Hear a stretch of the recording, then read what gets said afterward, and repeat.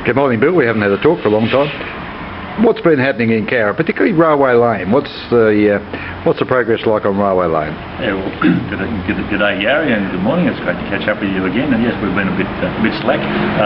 Well, according to some people, there's nothing happening in Railway Lane. But no, seriously, it's progressing a little bit slower than I think we all would like, but it's progressing, and the third stage will be starting soon, the eastern end, and then I think the consideration will be that once that's completed, to put the hot mix down.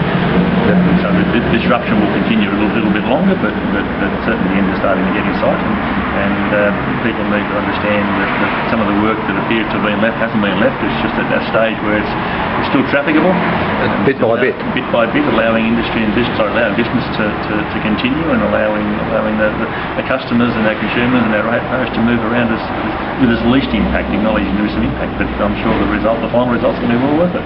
And the chance to put a couple of rumours to bed that has nothing to do with the temporary closing of the service station nor the Golo shop.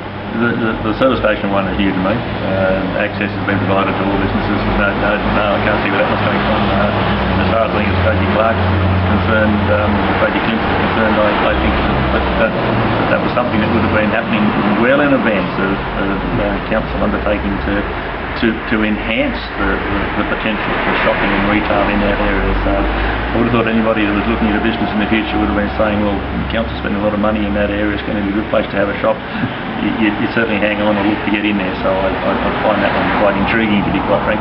And I notice that some of the shops might have a bit of a downturn that I hope will be temporary. In a couple of places I know, one place in particular I know there was issues within the shop which were some of the goods that were normally available weren't available, so that wasn't going to help them either. So it's a combination of things, but I think that the final result is going to be well worth it, and the community needs just to be a bit patient and see what the final result is.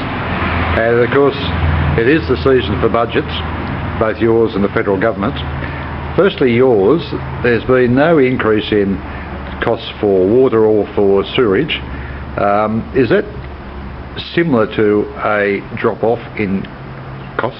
Well, I think in the first point, the sewer, you're right, the water, you've got to be qualified that it is residential, so it doesn't apply, because as you would be aware, Cowra Council provides water to a large area, and we go out we go past Bendick Murray, providing water to rural areas, so it's residential water.